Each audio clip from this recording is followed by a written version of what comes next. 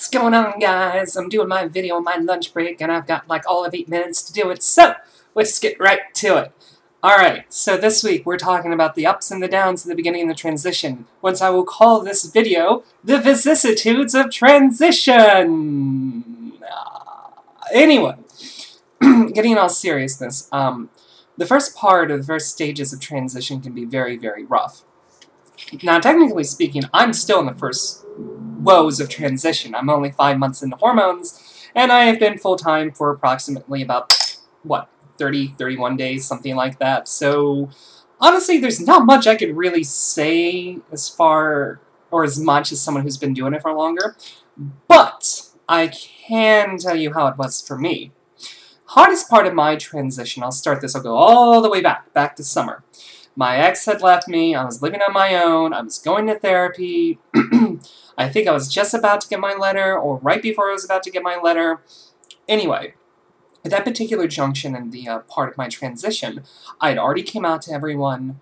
I had, except work. So everyone knew what I was going to do, everyone was fine with it. So really I had no qualms, or there was nothing to hold me back from basically presenting female whenever I wanted, except at work. But, oh my god, was that nearly impossible for me. I was absolutely petrified. But equally as depressed because I knew, what I wanted to do, I honestly just didn't have the chutzpah to do it. And so I remember I had actually resolved myself. I'd gotten so depressed about it that at one point I simply told myself that if HRT doesn't help with something, then I don't know. I'll just give up on transition, I'll try and live the rest of my life, I'll probably end up killing myself, but we'll see how long I could go before that happens. Because the one thing that is important to understand is that hormones are not going to change you in all the ways that you imagine. It's going to change you in some unexpected ways, some wonderful and some not so wonderful, some subtle, some not so subtle. It really, honestly, if you ever hear the term your mileage may vary, that is very, very, very accurate because it's different for each person. And it depends, too, sometimes I feel, on the type of, medication you're on. And sometimes you're going to have to get on different doses before you find what's right for you. Thankfully, for me, I insisted with my endocrinologist to start me off on injections. Yes, that does mean I have to stab my thigh with a needle, a huge freaking needle like that, into my quadriceps every other week, and I probably will have to do this the rest of my life, or until medical science provides something better. Please, for the love of all things unholy, medical science, get on this. Anyway, but because I honestly wanted to do that because I wanted to do things as right as I could, and it worked for me. Honestly, estradiol valeric taking, intramuscularly works fantastic for me. I'm seeing great results. For the most part, I don't have too many mood swings. I mean, I still get emotional, but ironically, I'm a lot less emotional than I was when I was on testosterone. Hell, I'm more aggressive with estrogen than testosterone, and I can guarantee it that I have, next to nothing as far as testosterone. After 1 month on hormones, my testosterone went from 235, which is already really low to begin with, to 18, which is, non-existent.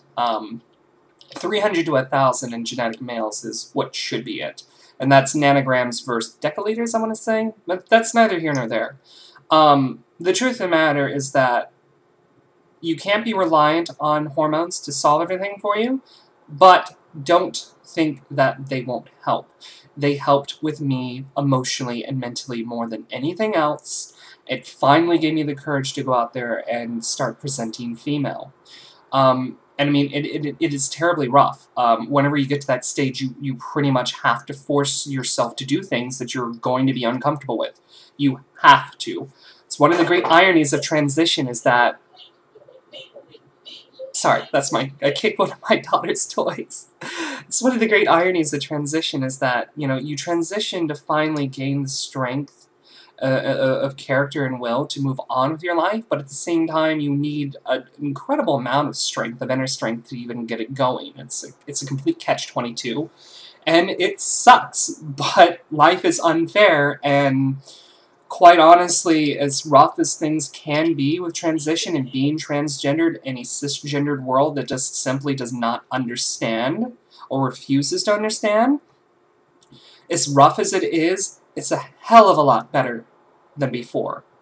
That's how bleak my existence was before. I could make a whole 20-minute long video just talking about that, but I'm not, because I want to keep this relatively short. But thankfully, I knew whenever I started taking it, I knew within the first month that this was right. I didn't feel a certain calmness, I didn't feel this peaceful over me like some other women described. I felt empowered. I felt like I could kick everyone's ass in the room. Doesn't make any sense. I actually, whenever I got my 1 month checkup, I was incredibly worried that I had upped testosterone, and that maybe I wasn't transgender because maybe I just had low testosterone, which, isn't, it does happen, can happen. It would be weird for a guy to think, that he's a girl since, this far back as she can remember, only to have it be an issue of low testosterone later in adulthood to be the problem. That's really odd, but it does happen. It just doesn't happen often. And no, it wasn't. It was because I was finally getting the sex hormones that I needed, and my brain could finally think and breathe and fight and kick and scratch and just live. And that's, for the most part, how it is with me now. I feel that I am empowered, honestly. It was incredibly liberating and empowering. But it's still, I mean, even for that, and having such great success, make no mistakes, it is hard. And make no mistake, if you're doubting yourself, that is normal. That simply means that you're human and that you're sane. I doubt myself all the time. I get depressed about how I look all the time. This is, just one of those things of, it's a multi-cultural, it's a multi-problem issue that I can't even begin to touch with as far as, not feeling comfortable with who you are. Because that's a problem all women have. It doesn't matter if you're cis, trans, black, short, tall, fat, whatever. That's an obvious social issue. But being trans exasperates it, of course, because I grew up not being able to see my face or hear my voice. And that's actually something, I will touch on it, my voice was very, very, very deep, if anyone's heard my old videos. And honestly, I don't feel that my voice is anywhere near where it should be. I'm not 100% happy with it. I really need it to, I want to raise it up so it sounds a bit more natural, and I don't sound older. But I think that's a big confidence booster, actually, and I would recommend to any girl out there who's transitioning, do whatever you can to improve your voice. Start early, work on it fiercely. If you can see a speech pathologist, do so. I spent over $750 seeing Kathy Perez, and it was worth every cent. Was it a lot? Yes, and I still haven't had laser. But despite the fact I have to shave every day, at least I can sound like myself. Thank God. But, just to kind of wrap this all up, because I don't want to make this video too long, it's going to be rough. It's going to suck. It's not going to be an easy ride. But if it's right for you, it's totally worth it. My life is so much improved by this I can't even begin to describe. And of course there's the unmeasurable feeling of knowing that for once in my life, I did something good for me. I did something to empower myself.